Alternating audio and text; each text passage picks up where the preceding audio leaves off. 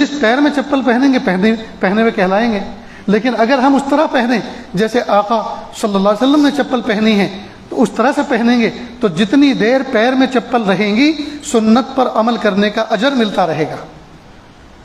جب نکالیں تو اس طرح سے نکالیں جیسے آقا صلی اللہ علیہ وسلم نے نکالی ہے، بائیں سے پہلے نکالیں، دائیں سے بعد میں نکالیں، جب تک نکلی رہیں گی سنت پر عمل کرنے کا اجر ملتا رہے گا۔